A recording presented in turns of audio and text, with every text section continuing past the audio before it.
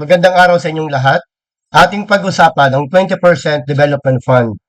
Discussion for local official, the rights, responsibilities, and the realities. So, may nilagay ako dito, slay a monster for a village, and they survived the night. But trained the village to hunt, and they conquer the wild. Ang pinakano ko dito is yung tinatawag dating people empowerment. Part 1, the legal framework. The laws and rules that govern the 20% Development Fund. Section 287 of RA 7160, each local government shall appropriate in its annual budget no less than 20% of its annual internal revenue or sa ngayon yung national tax allocation for development projects. It is mandatory. It means the word shall makes this a legal obligation, not optional, not discretionary. Since the Mandanas Garcia, the base is now the national tax allocation, which is broader than the old era, resulting in larger allocation. The minimum floor is the 20%. Development only. The fund may only be used for development projects, not for routine operation, salaries, or administrative expenses.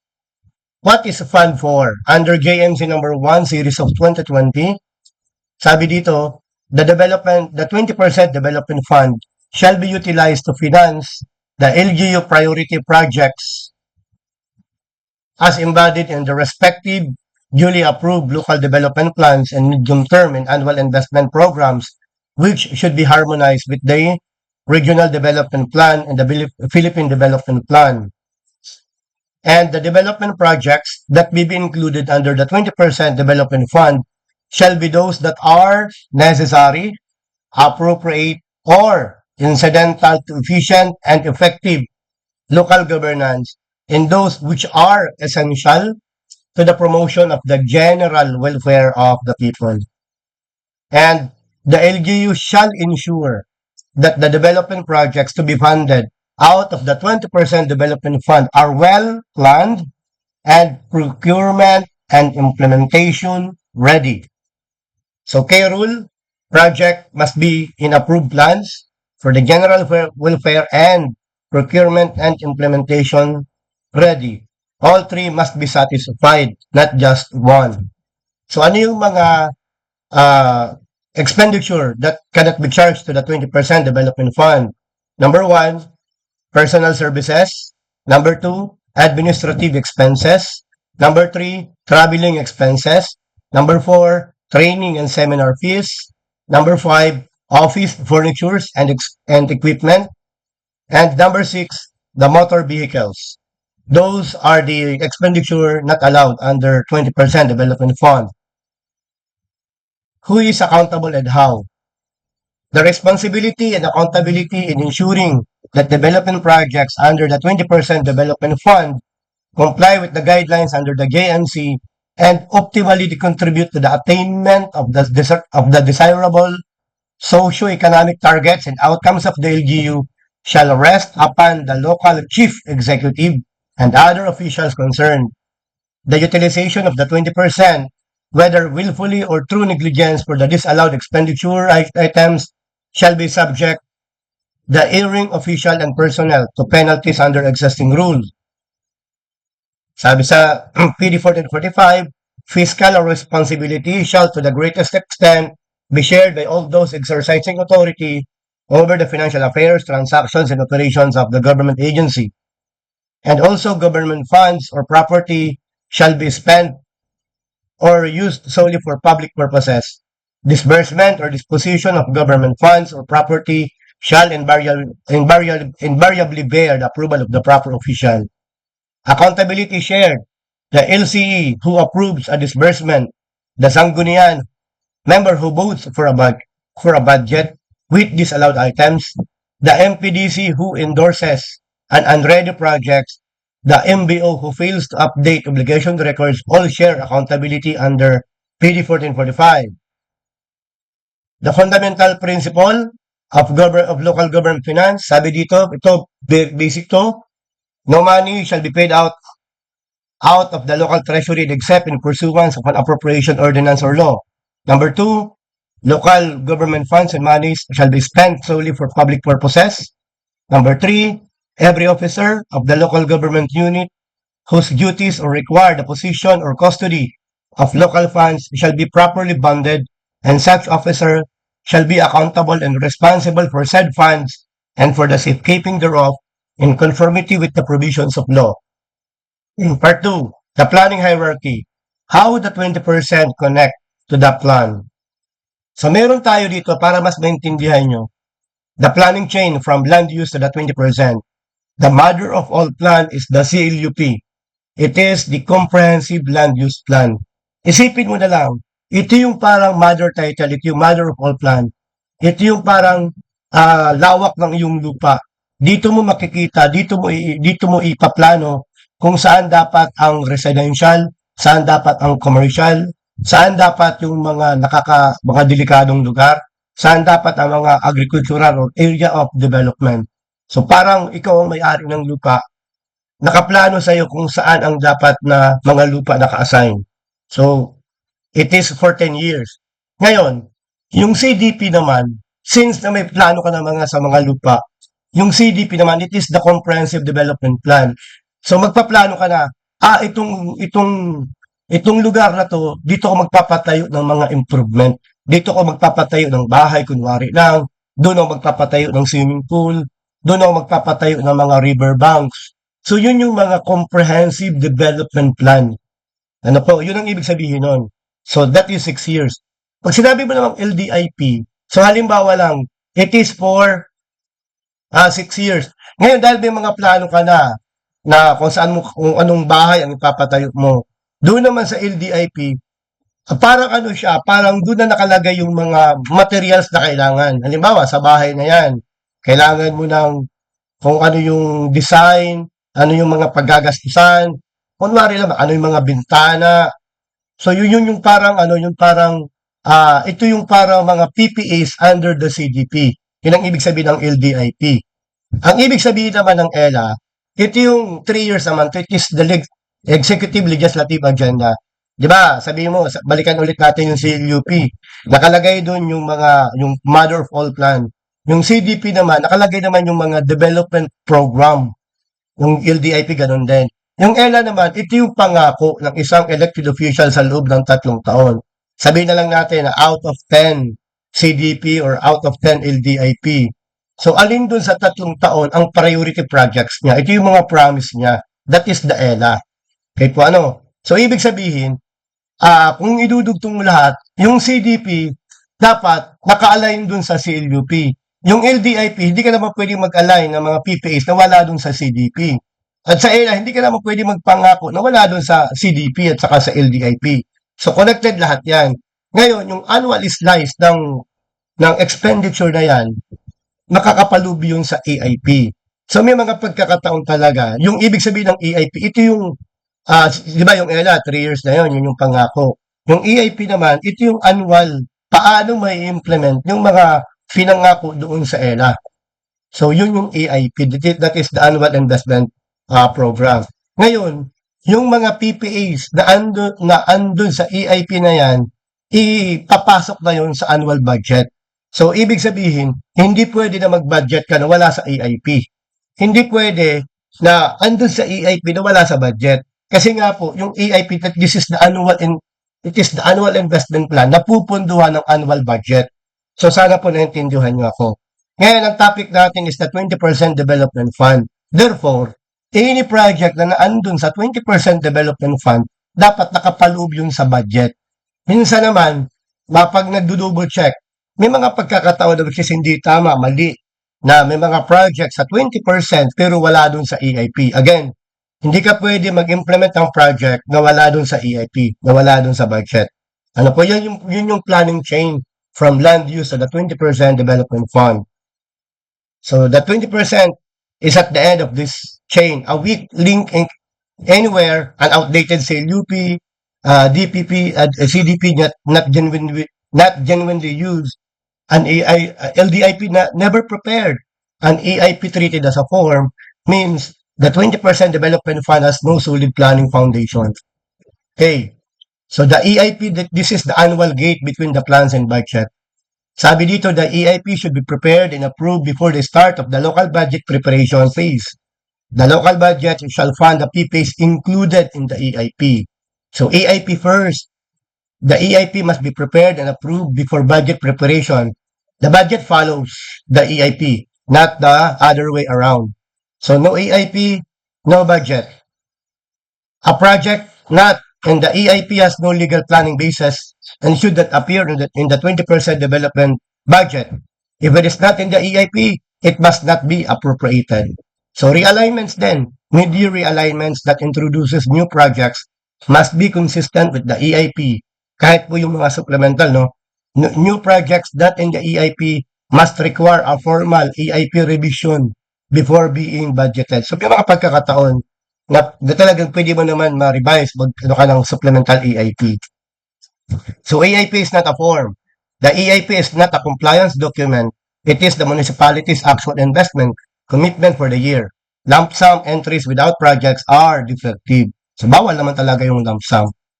So planning hierarchy when the budget fails, section 323, the 20% development fund appropriation is not reenacted when the budget fails. So under 323 of the 7160 as implemented by Article 415 of the IRR, when the Sangguniang Bayan fails to enact the annual budget on time, only the appropriation for salaries of existing position, statutory and contractual obligations, and essential operating expenses are deemed reenacted. The 20% DF appropriation is not among the reenacted budgets. So practical effects of a failed or delayed budget, 0-20% development fund available from January 1 until new budget is reenacted. But binote doon sa mga continuing appropriation, pwede yun ma-implement. But if it is reenacted, mga new projects, bawal yan ma-implement. Every day without budget is a day of lost development opportunity. Projects cannot be procured, contracted, or restarted. Intake continues to arrive but cannot be programmed for new projects. If the budget is enacted only in October, the effective window is just 2 to 3 months, di ba? And now, part 3, standard and best practices. 3 questions before any project enters the budget. Sana maano nyo to. Is this project in the CDP and LDIP? If the project is not grounded in the CDP's rank investment list and the LDIP, it has no planning basis. A project chosen because of political pressure or personal preference without CDP grounding should not be appropriated under the 20% development fund. Second, is this project ready to implement? Design, permits, program of works, and cost estimate must be complete. For land acquisition, title must be clean. For counterpart projects, written commitments from the partner agency must be secured. For fund transfer to barangays, MOA, SB resolutions, and properly documents must already be on file. It is very common na hindi na-implement ang isang project kasi hindi pa dumarating ang counterpart. So sana ma-consider yun. Number 3, is there cash available to pay for it this year? After accounting for prior year accounts payable on amortization and other committed obligation, is there enough cash in the 20% development fund accounts to actually disbursed for this project within the fiscal year? If not, the project should be deferred or scheduled for cash when cash is available. So napaka-importante, may pera nga ba talaga? Kasi kung plano kayo ng plano, maganda yung plano nyo. Kung wala ka namang pera, useless yan. Hindi mo yan ma-implement. Next, best practices. The cash management, the practical standard. Separate bank account. So dapat naka-separate bank account. Kasi minsan, ang kadalasan sa isang LGU, yung 20%, yung calamity fund, nakasama-sama lahat sa general fund, which is improper yon. Dapat separate bank account. Kasi paano mo monitor? Paano mo makokontrol kung magkano pang pera sa 20% development fund? Kasi malay mo, magamit ng general fund ang pera ng 20% development fund, di ba? Number 2, prompt NTA transfer. Since kung nakahiwalay na yung pera dun sa separate bank account, dapat on a monthly basis, dapat i-transfer mo na yung pera dun sa bangko na yon. So monthly cash position report, the treasurer and the budget officer jointly prepare a monthly cash position report showing available cash, outstanding obligation, prior year accounts payable, and projected needs for ongoing projects. Number 4, obligation before. obligation before cash, that is a problem. No new obligation shall be entered into unless the cash position report confirms sufficient cash is on hand to pay within the fiscal year. An obligation incurred without cash backing becomes accounts payable and creates a structural deficit. Loan amortization, first charge dapat. Kasi alam nyo kadalasan, yung loan amortization, pag nag-uutang kayo, di ba naka-collateral yan, yung NTA nyo. Ngayon, pag hindi kayo magbayad on time, meron po yan, fines and penalties, lalaki ang interest. Sino ang magsasuffer? Ang taong bayan. If the 20% development fund carries a loan amortization obligation, treat it as the first charge against available cash.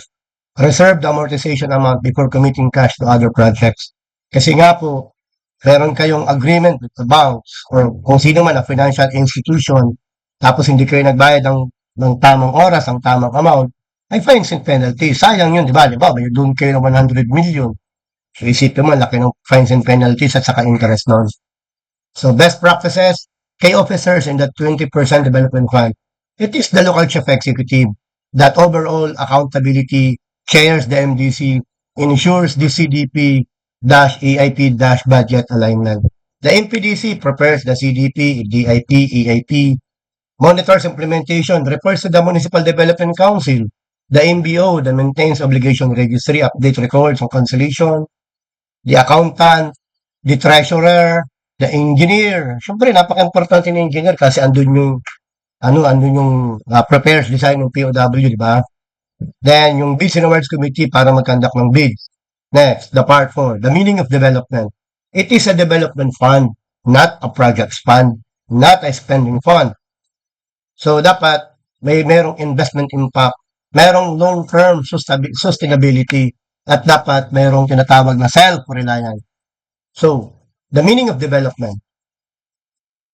It is hereby declared the policy of the state that the territorial and political subdivision of the state shall enjoy genuine and meaningful local autonomy to enable them to attain their fullest development as di ba? Ito, the word na self-reliant communities and make them more effective partners in the attainment of national goals. So I emphasize the word as self-reliant communities. Sabi sa Section 16, local government units shall encourage and support development of appropriate and self-reliant scientific and technological capabilities, enhance economic prosperity and social justice, promote full employment among their residents. So again, I emphasize the word self-reliant scientific and technological capabilities. What is the law saying? The goal is self-reliant communities, not perpetually assisted communities. So ito, napaka-importante nito, no? Self-reliant. Then, development means sustained improvement in well-being, not a one-time distribution. Economic prosperity, social justice, and full employment are the targets, not the number of projects built. So the 20% development fund is the instrument for achieving these goals year by year. Meaning of development, meron tayong 4 tests. Una, yung investment impact. Will this produce measurable improvement that extends beyond completion? So halimbawa, yung a road that reduces travel time and opens agricultural land to commerce for 20 years. That is a long term. Pero yung mga tarpaulin ceremonial item, hindi naman yan for long term eh. Ano lang yun eh, pogi points lang yan. Yung long-term sustainability, can it be maintained and operated without another 20% development fund infusion every year? Diba? So, a water system managed by a barangay water works association collecting user fee. Kasi kadalasan a water system with no user group, no fee collection, and no maintenance plan, it is not a long-term sustainability. Asa lang ng asa ang tao sa government. Diba? In-emphasize ko kanina, the people empowerment. Self-sufficiency potential. Does it build the community's capacity to generate its own resources or solutions? So halimbawa lang, a farmers cooperative with collective marketing that eventually reaches new markets independently. Hindi yung annual seed distribution with no programs to improve farmer capacity or market area. Hindi yung bigay ka lang ng bigay tapos wala naman palang plano. Diba? Para pinapaasa mo lang ang tao sa'yo. Then, plan grounding. Is it anchored in real need identified through the CDP vision, reality gap analysis? So, a sanitary landfill addressing a gap, rated 1 to 10 in the LGU's own assessment. So, ito yung mga four tests. So, yung investment impact, long-term sustainability, yung self-sustaining potential, and plan grounding. So, part 5, the people empowerment and community participation. It is helping communities stand on their own, not making them dependent. Okay? So, people empowerment. Ako ito yung, sana focus tayo sa people empowerment. So, assistance versus empowerment, this is a critical distinction. Ang assistance, it is a paternalistic attitude of the government. Empowerment is more on development. Okay. LGU decides what the community needs. Mali yun. Ikaw ang magde-decide kung ano kailangan ng isang community. Ikaw yung magbibigay kung ikaw lang yung dapat. Ang dapat kasi, the community identifies its own needs. Ito yung kailangan namin, hindi yung ang LGU magde-determine, ito yung kailangan nyo. Kasi, malay mo, yung LGU, ikaw ang mag-decide kung anong kailangan nila, yung pala hindi naman tugma. Sayang lang. Diba? So, community is a passive recipient. Dito, sa empowerment, community is an active participant and owner. So, it stops when funds run out. Kasi dahil nga, ito, pinapasa mo, bigay ka ng bigay. Ngayon, paano pag wala ng pondo? Do stop na yon. Samantalang kapag people empowerment, it continues after funds are present. Binote, tandaan nyo, iba-iba yung attitude. Magkakaroon tayo ng palit-palit ng mga elected official. So, iba-iba yung kaisipan nila. Ba? Hindi natin alam kung ano yung wisdom na hawak nila. Kaya lang, dapat kasi, more on tayo, turuan natin ang tao maging empower. So, create dependence on the LGU, yung assistance na yan, yung mga paternalistic attitude. Samantalang dito sa people empowerment, builds capacity to solve own problems. So, measured by how much was distributed. Tingnan nyo to dito sa assistant. Minimeasure natin kung ilan ang ating nabigyan. Samantalang dito sa empowerment, measured by how much capacity was built. Ba, ang layo ng pinagkaiba? The official is the hero dun sa assistance. Pero dito sa empowerment, it is the community becomes the hero.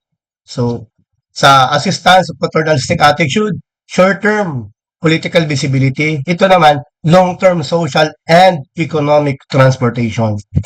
And gratitude toward the official. Kasi pag may dumating na assistant, ay galing to kay diba? Pero ang totoo, galing naman talaga yan sa taong bayan. Hindi naman yung galing sa kung sinong politiko na yan. Galing po yan, lahat ng tao sa Pilipinas nagbabayad ng tax. Bumili ka ng pagkain, kahit mamatay ka, kahit saan, lahat magbabayad ka ng tax. So, lahat ang binibigay ng official na yan, pera po yun ng taong bayan. So, dapat ang gratitude, hindi sa official. Dapat, meron tinatawag tayong capability within the people. E paano? So, people empowerment. Community participation is a legal requirement. So, the LDC shall formulate long-term, medium-term, and annual social development plans and policies, formulate the medium-term and annual public investment programs, appraise and prioritize social economic development programs and projects. So the LDC is designed to be participatory, diba? Participatory. It includes representative in NGO, people organization, and the private sector alongside government official. So the body that programs the 20% development fund is by law a community body, not a government-only body. So planning, barangay assemblies and sectoral consultants identify needs. LDC validates through CDP progress, di ba? Yung planning pa lang. Budgeting. The Sangguniang holds public hearing, communities question if priorities are reflected. Procurement, NGO representative sit on the back. Transparency reduces corruption risk. Implementation, community members serve as informal watchdog during construction. Then the monitoring the MDC review quarterly reports, community gives feedback on the results, and post-completion, community manages and maintain the assets, user group collect fees. Okay, part 6, the common problems and misconception. What officials often get wrong. Ano yun? So, the project's not ready when budgeted. Ito yung kadalasang problem. Naglagay ka ng PPA, pero hindi naman pala ready for implementation. EIP amounts. So, may mga EIP amounts, di ba? EIP, that is the annual investment. Magkaiba yung nilagay dun sa budget without valid explanation.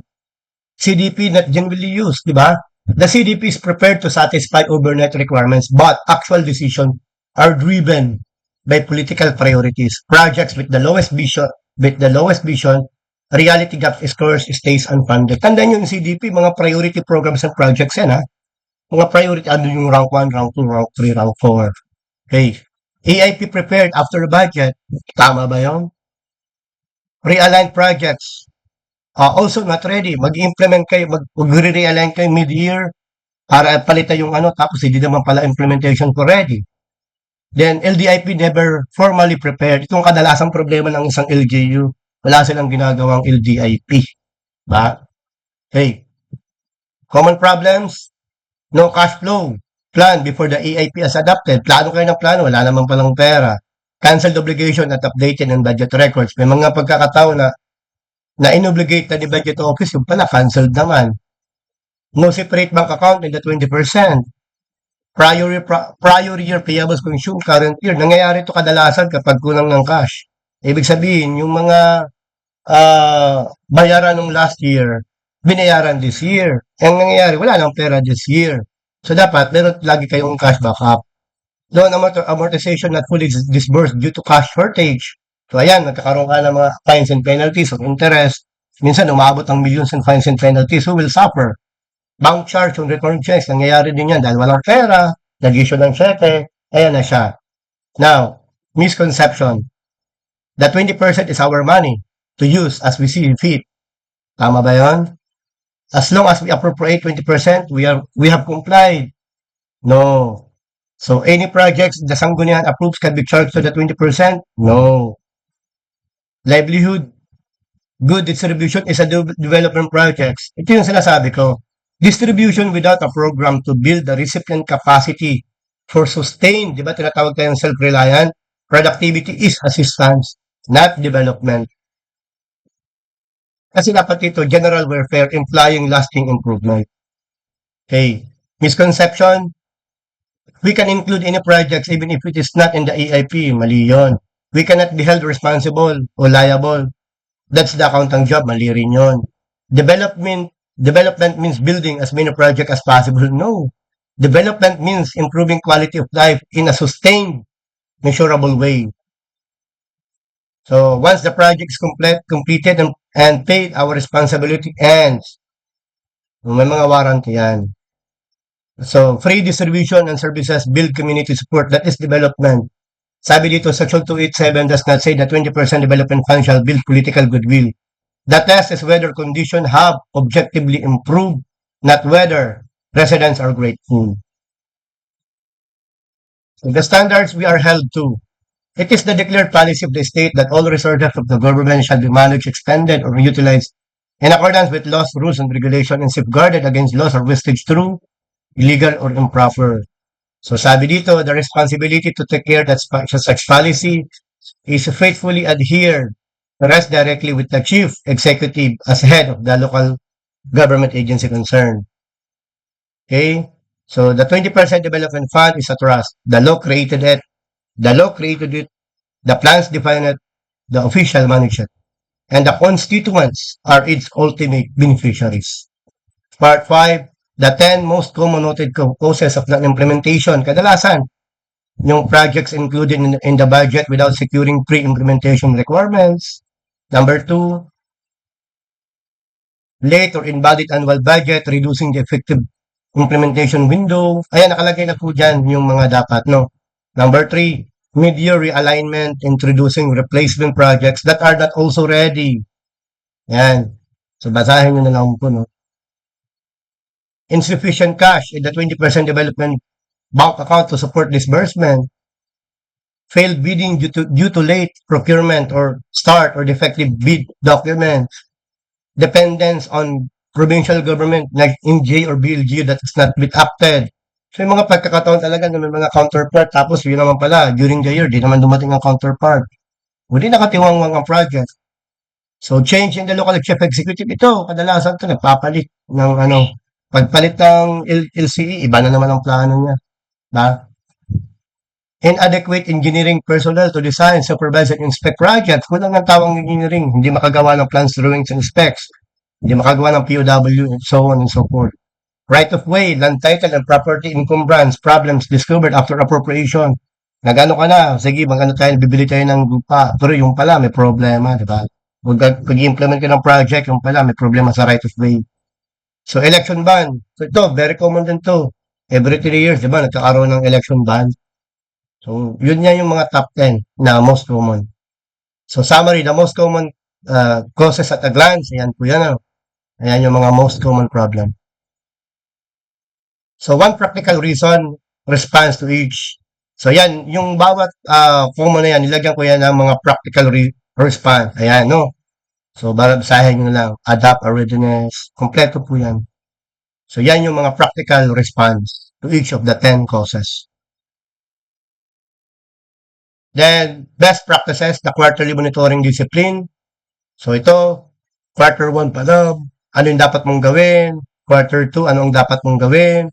Quarter 3, anong dapat mong gawin? Quarter 4, ano ang dapat mong gawin? So, ayan. Ayan po yung mga, ano lang, suggested. Ano po? Mga best practices. So, people empowerment from recipient to owner. What's the 20% should produce? Ang before, community wait for the LGU to fix the water system. After, the Barangay Water Works Association collects users fee, maintains the system and manage repairs and independently, di ba? Ito naman, before, farmer receives seeds and fertilizer annually from the LGU. Same farmer, same dependency. So ito, yung after naman, dapat yung ma-produce, farmers cooperative collectively market produce as uses credit and improve yield without waiting for annual distribution. So barangay calls the LGU for every disaster. So yan, community DRM team response. Health workers depend entirely on the RHU. After, yan, trained barangay health workers. So ito dapat yung should produce.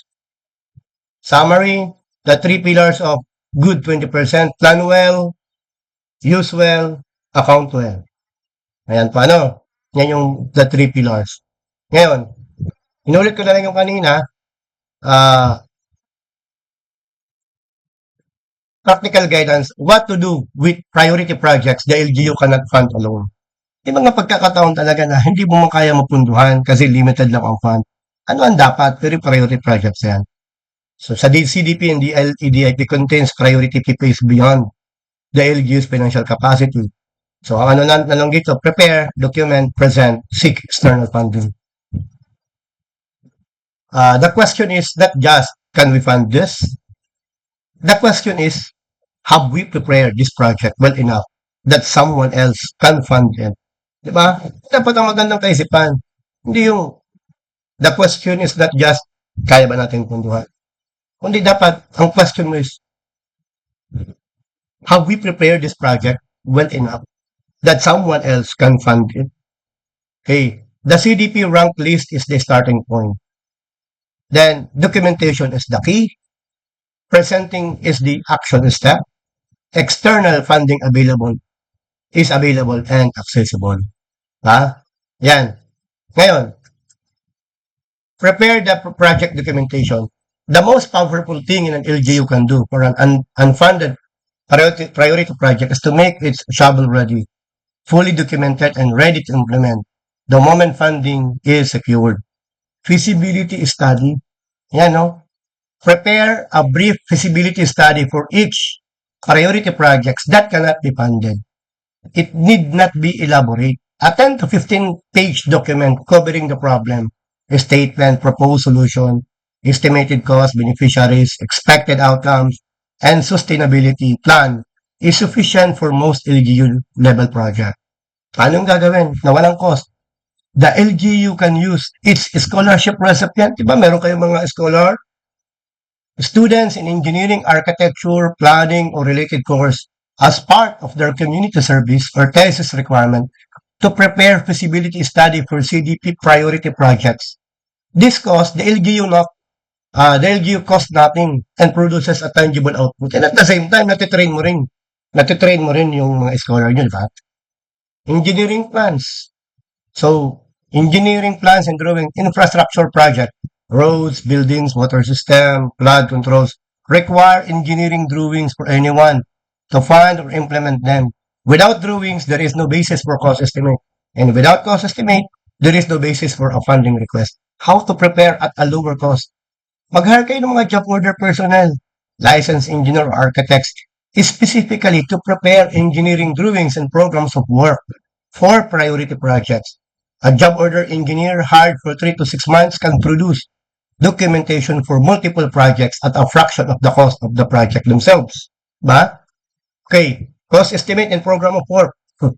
Every project proposal must include a realistic and current cost estimate prepared using prevailing material and labor prices.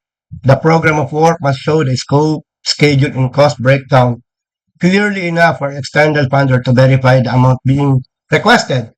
So ano yun?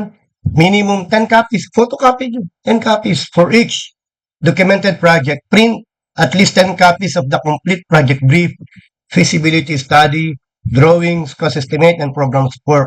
This allows simultaneous submission to multiple potential funding sources. So dapat, as a local chief executive, so ang trabaho mo it's more on para kang isang eagle na nakikita mo yung situation sa baba. So, iwasan mo yung mga clerical work na yan. Meron ka namang administrator. So, focus ka on how to improve your community. So, may mga projects na talagang hindi kayang punduhan ng LGU. So, pwede kang humingi ng assistance. Pwede kang magkaroon ng feasibility. Meron kang scholar dyan. Mag-hire ka ng mag-photocopy ka. Ngayon, since meron ka ng copy ng mga priority projects na hindi kayang punduhan, ano nang gagawin mo? Present to potential funding source.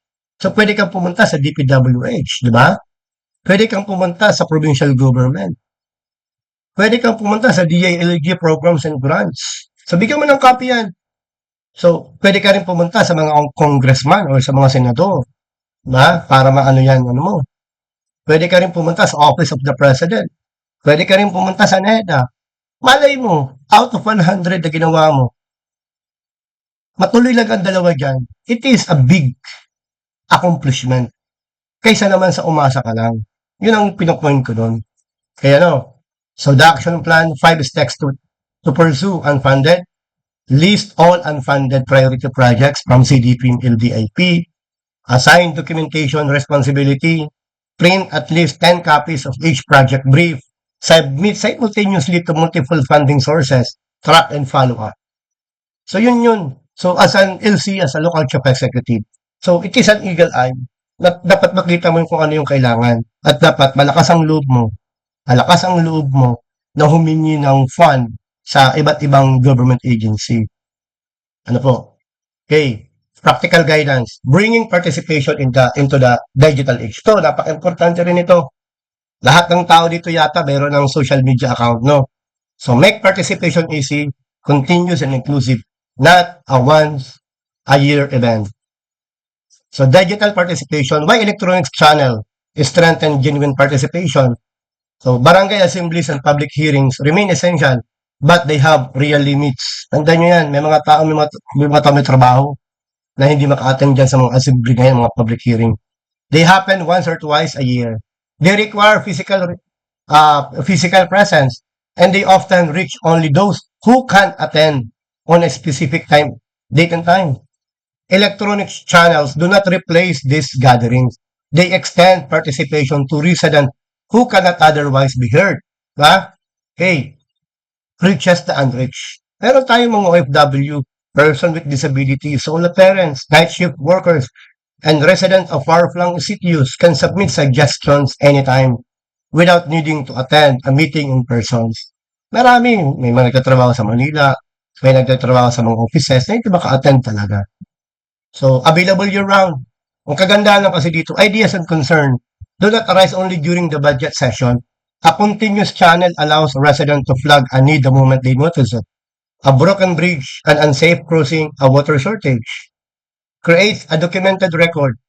Every submission through an electronic channel is automatically logged with a date and reference number, making it easier for the MPDC to consolidate, analyze, and report on community input transparency, build trust through visible response. When the LGU publicly shows which suggestion were received and how each was acted upon, residents see that their voice has weight, reinforcing the empowerment principle discussed earlier. Ba? Yung tinatawag tayong people empowerment. Digital participation, practical electronic channel, any LGU can set up. Facebook page, suggestion, post, or messenger chat box. Wala namang bayad yan. So Google Forms or Microsoft Form link, wala namang bayad yan. Ayan, yung mga nakalagay po dyan. SMS or text hotline. Merong cost yan pero napaka-minimal. Tinatawag tayong suggestion boxes digitized via QR code. So cost, printing of QR signage, napakaano lang, di ba?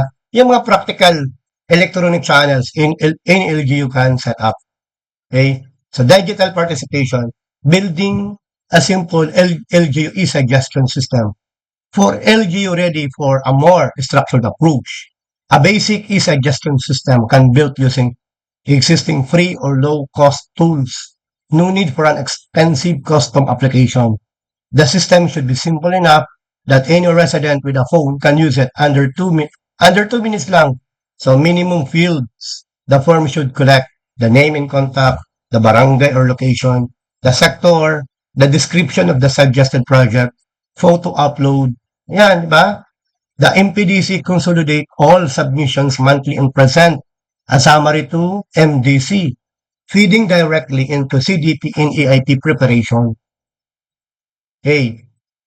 Closing the loop from suggestion to the EIP. So collecting suggestion is only half of the work.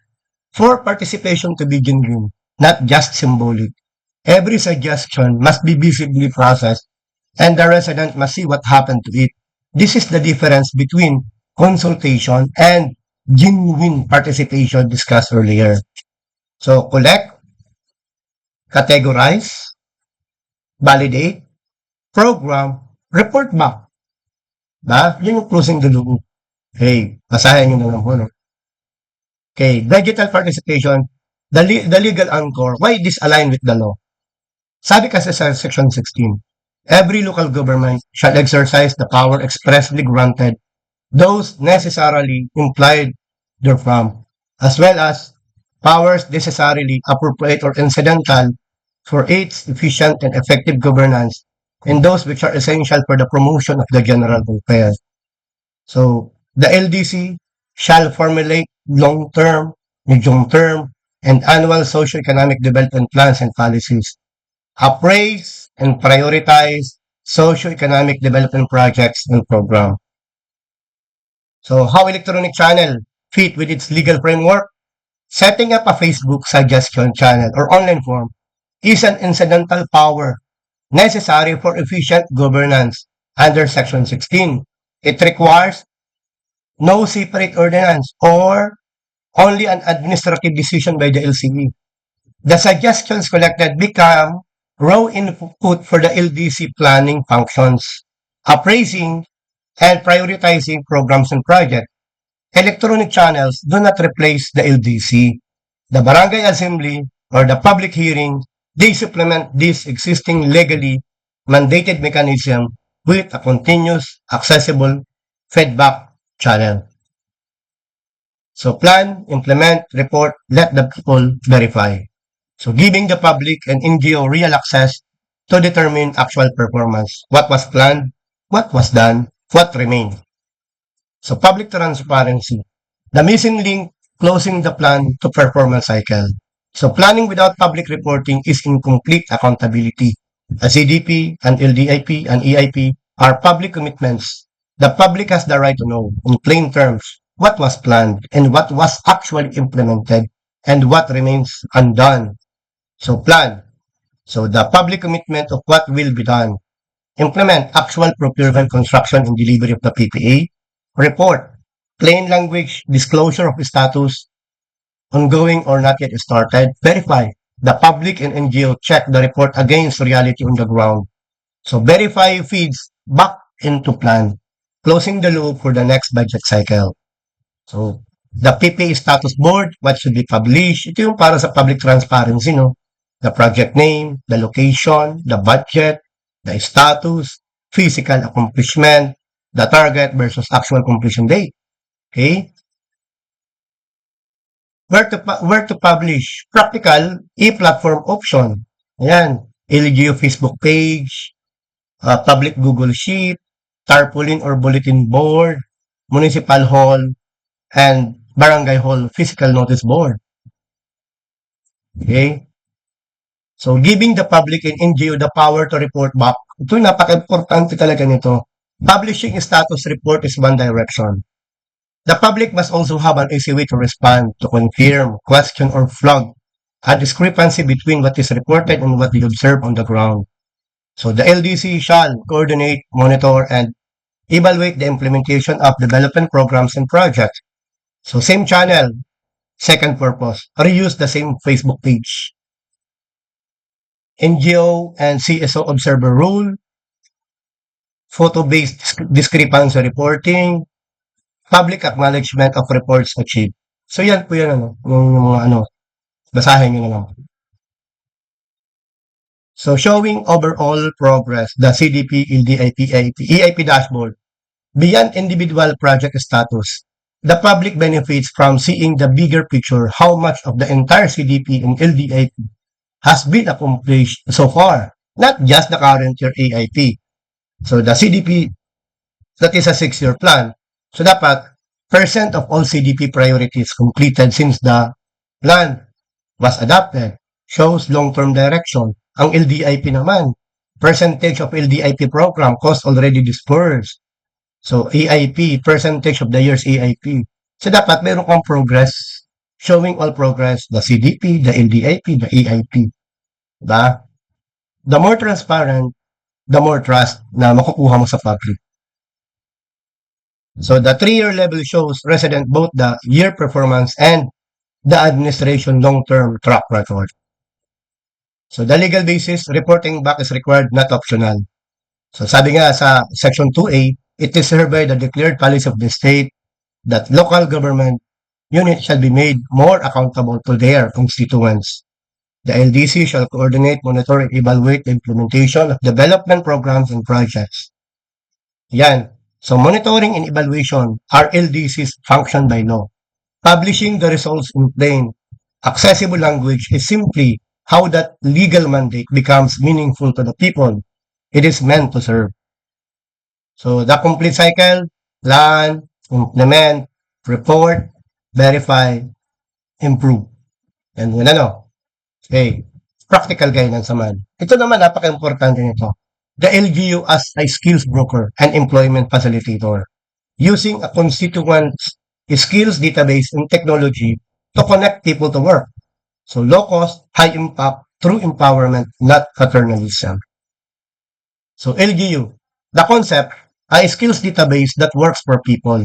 Most LGU already collects data on resident through barangay profiling, test the assisted trainings and livelihood programs. The opportunity being missed is turning that data into an active matching tool, connecting trained residents to real income opportunities instead of letting the records sit unused after the training ends. So build the database.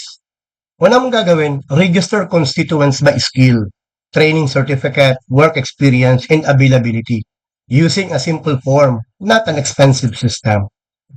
Verify through training. Prioritize residents who completed LGU conducted or LGU endorsed training, giving the list genuinely credibility to employers. Number 3, promote actively.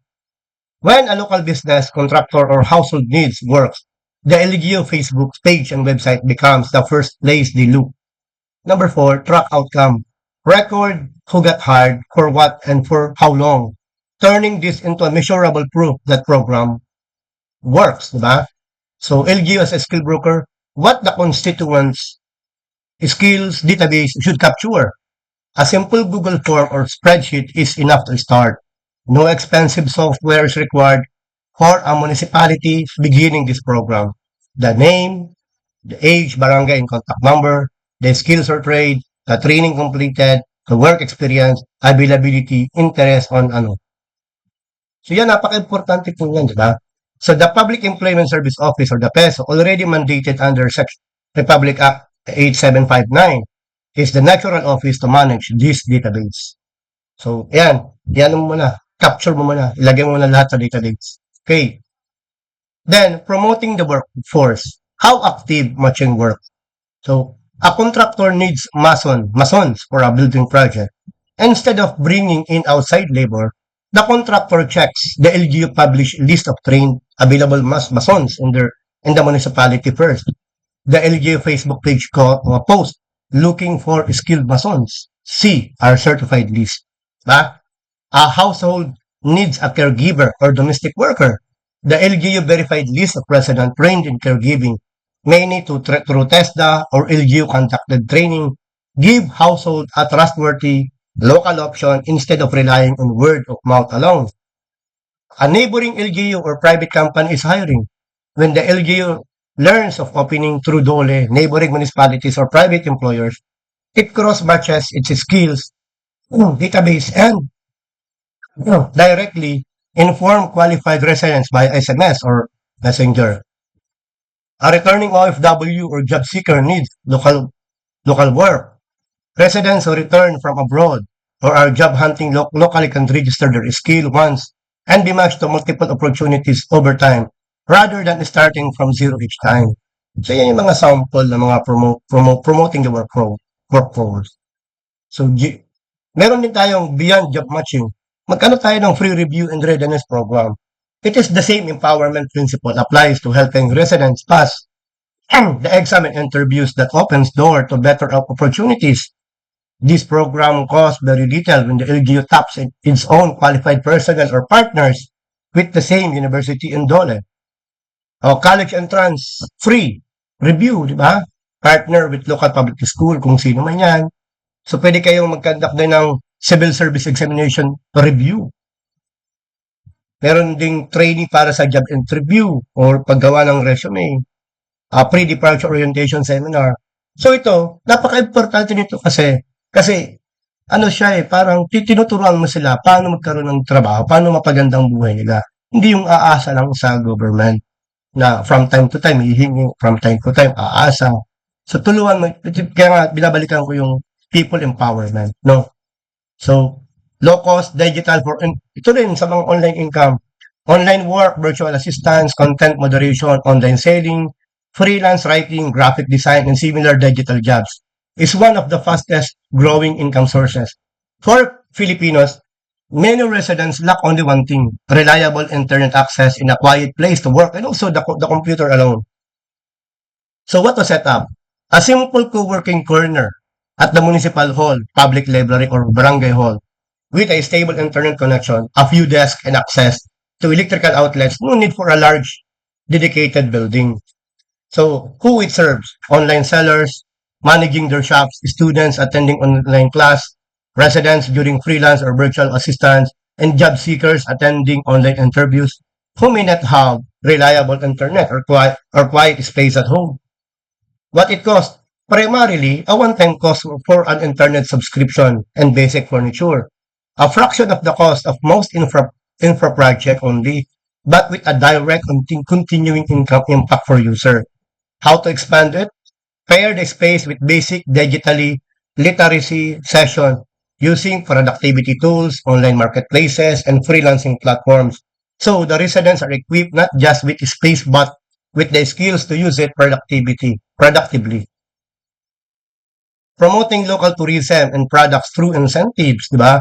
The LGU can use the same social media and website presence to market local tourism destination and locally made products, turning visibility into income for resident and local businesses without the LGU having to fund or operate the business itself. So tourism promotion, local product marketing, diba?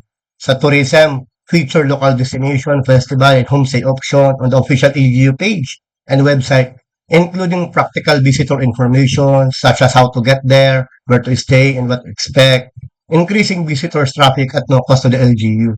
Sa local product marketing naman, create a simple online product category, local delicacies, handicraft, agricultural produce, with the names and contact information of the producer, helping resident reach buyers beyond the local market. A reward or recognition system, establish a simple low-cost incentive such as best local product of the quarter recognition, a feature spot on the LGU page or priority booth placement at municipal events. So linking to existing DTI and DOT program, connect local producers to the department, to the DOT. Ayan, no? So promoting tourism.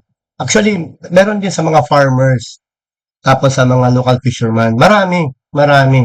So, maging creative lang yung LGU. Hindi yung bigay ka lang ng bigay, kundi teach them how to be self-reliant. So why this approach is empowerment, not paternalism?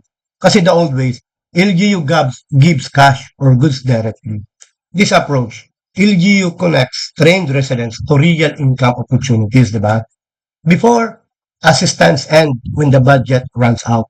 Ito naman, the benefit continues for as long as the resident work. And resident wait passively for the next distribution. No. Ang this approach, resident register once and actively seek matches. No lasting skill or income capability is built. Di ba? Yun yung mga paternalistic. Dito sa new approach, skills, employability, and market access are built and kept. Success is measured by how much was given out. It is very wrong. Success is measured by how many residents got hired or earned. Kumbaga, para sa akin, ang success hindi yung bilangin mo kung ilan ang nabigyan mo. Hindi dapat bilangin mo kung ilan na lang ang nangangailangan. Yun ang pag-measure ng success. So, the legal basis anchored in the General Welfare Mandate. So, local government units shall enhance economic prosperity and social justice, promote full employment among the residents, and preserve the comfort and convenience of their inhabitants, enable them to attain their fullest development as self-reliant communities. How this align with existing laws? Ayan. Ayan. Naka-align po yan. General Welfare Clause. Tapos yung sa peso. So, a full people empowerment ecosystem, skills database, active job matching, free review programs, digital work facilities, tourism and product promotion, OFW support. Tapos yung sa farmers at saka sa local fishermen. Kasi malaki, actually ang karamiang may hirap is yung mga fishermen at saka mga farmers. Actually maraming mga magagandang programs ang pwedeng ibigay sa kanila. Kaya lang, yun na nga, nagiging paternalistic attitude. Kagaya ng mga kopra, kagaya ng mga palay, pwede yan sana eh. Magtayo ng isang cooperative na sila mismo ang mag-market ng sarili nilang product. Okay? So, technology as the enabler, empowerment as the goal, the people as the agents of their own development. So, yun lang po. Maraming salamat.